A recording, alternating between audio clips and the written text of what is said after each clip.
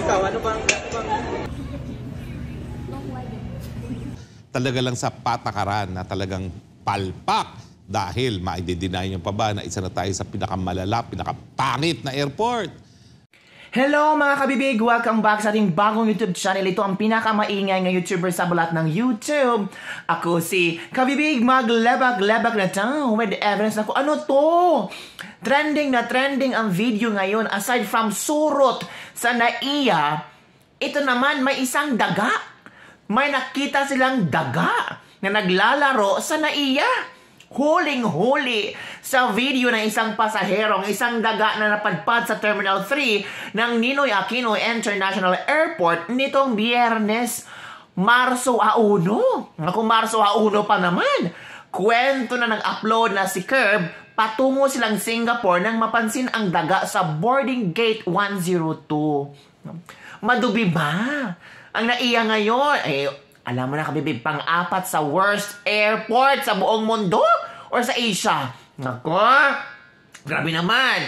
Sana mabigyan ito ng pansin ni Pangulong Bongbong Marcos. Kasi itong airport talaga ang siyang pinto para sa mga foreigners, para sa mga investors na papasok sa Pilipinas. Kung pangit ang ating airport, natural. It reflects kung anong klaseng pamumuhay, anong klaseng kailang maharap, di ba? As in, na-shock ako kabibig ko eh. Well, I have my personal experience sa airport kasi OFW tayo, di ba? Ang haba-haba ng immigration, oy. So, kailangan mo talagang maging maaga. Pag yung flight mo, 8 p.m., dapat alas 5, nandun ka na sa airport. Oo, kailangan nakalinya ka na para tamang-tama, pag time mo na mag-inquire sa mga immigration officers ngayon, mga friendly na sila. Friendly, accommodating, nakasmile na sila. Perfect. Pero sobrang grabe ang haba. Oy, talagang sabihin mo talaga ba, kailan kaya ito matatapos? Kailan kaya maging modernized, peaceful, malinis, mabango ang NAIA? Kaya sino kayang presidente ang pwedeng pabaguhin ang airport? Naku, kabibig, hindi presidente yan, kundi sa tao yan. Hindi naman pwedeng puro sa tao na lang. Kailangan talaga may conviction para sa ating presidente at magtalaga siya ng isang ng isang kalihim sa NAIA or sa Ninoy Aquino International Airport na titingnan hindi lang sa crowded environment dyan, kundi ang kalinisan din. Di ba nakakahiya naman? Oh, Diyos ko po, conditioning na nila lang para mabigyan ng marami silang makuhang, tawag dito, dodoble daw ang terminal fee. Mind conditioning daw ito. Hala, nako ka-lurky, baka papuntang Singapore din yan yung dagang iyan. Aside from daga ha, ang surot din, nag-trending talaga. Of course, kailangan mo talagang magreklamo. Uy, kung meron ka nakitang kapangit-pangit sa NAIA. Tapos, hay nako, publicity stunt yan lang yan para mabigyan ng maraming pera yan. Yung NAIA, malaking budget para pagganahin ang NAIA. Ay, nako, mga travel tax. Nako, eto na naman tayo. Panoorin nyo ang video para hindi kayo ma-shock ba na I'm just making stories. O panoorin nyo ang video, ha? Duda ko dyan na Ratan lang ang magiging dahilan kung bakit nagkasurot, no? Dahil alam naman natin ang Ratan, tugman-tugma, no, sa klima ng Pilipinas, no? So wag naman nating sisihin yan sa Ratan. Siguro talaga lang sa patakaran na talagang palpak dahil ma-deny nyo pa ba na isa na tayo sa pinakamalala, pinakapangit na airport. Kaya nga mabuti na lang ewan ko ba, yung debate kung dapat palitan ang pangalan ng airport o hindi. Kung ako, kamag-anak ni Ninoy Aquino, tututol na rin ako.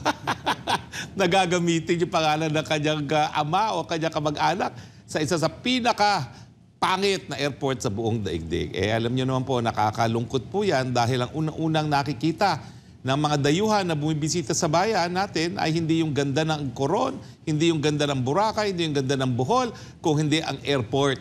At habang ganyan ang airport natin, talagang dagok sa atin yan, black eye.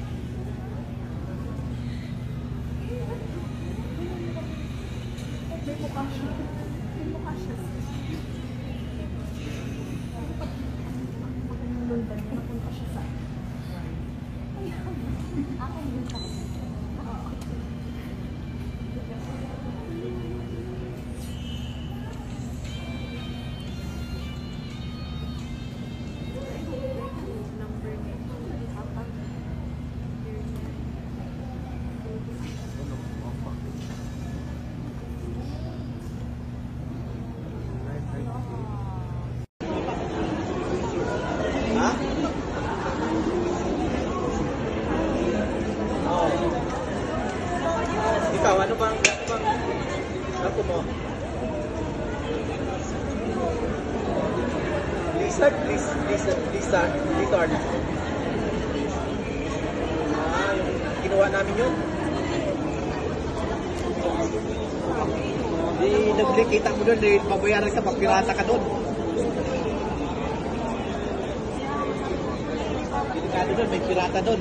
Pipiratahin kayo. Doon ako bumaba. Doon na kami bumaba. Doon kami bumaba sa Africa, di kami bumaba eh. Noon.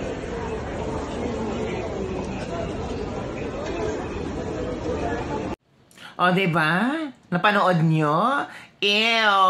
Gang, kung ako kabibing, buti trending naman yan. Makikita na naman sa ibang tao.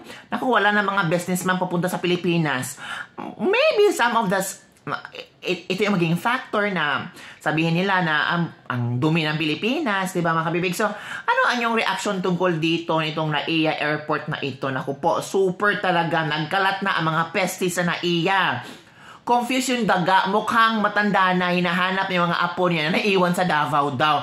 O, so ano ito? Sinisisi naman ang mga Duterte. Daga? Isisisi nyo kay Pangulong Duterte?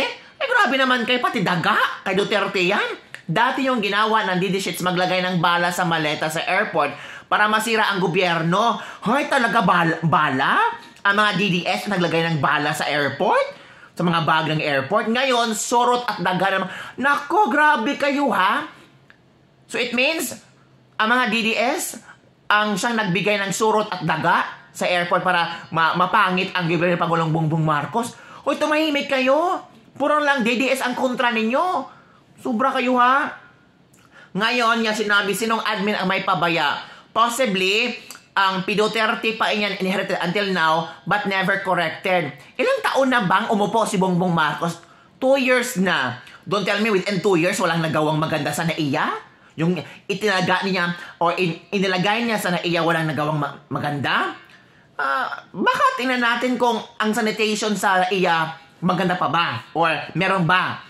Dati tanim bala, ngayon tanim peste na. Mag-ingat sa mga DDS. Luy, grabe naman kayo. Buti na lang andyan ka sa China. Sasrugando sasot para hindi ka maging daga. Wala, bakit kaya sila no? For me naman dapat realization to. Hindi ito pagko-comment na nagraran tayo na walang magandang nagawa si Pangulong Bongbong Marcos. Meron naman.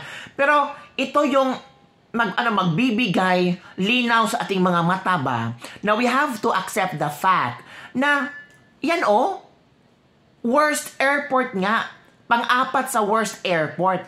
At yung daga at surot na yan talagang as an evidence na totoo na pangit talagang airport at ang dumi ng airport natin. Kaya talaga, puro na lang kayo, maganda. Let's face the reality, sinampal na tayo ng daga. So it means, kailan ba tayo action? Yung dadami na ang mga daga at surot sa NAIA? Di ba mga kabibig? So, yan lang ang aking nakitang mga na mga opinion ng ating mga netizen. At sana, matingnan ito ni Pangulong Bongbong Marcos at ano ang kaya magagawa nito. Di ba mga kabig? So, yun lang aking latest lebak-lebak for today. Don't forget to like, subscribe, and share this video. At sa lahat ng mga nanood sa aking mga vlog, thank you very much. If basher ka dyan, bahala na ka na dyan, uy. If supporters ka, thank you very much from the bottom of my heart. I really appreciate your time and the effort in watching my vlog. I love it. Yan lang po mga kabibig. Don't forget to like, comment below. Okay lang bang patabihin natin ang daga sa NAIA? Ano kaya ang maging action ni Pangulong Bongbong Marcos dito? Hintayin natin. Bye everyone. See you next time.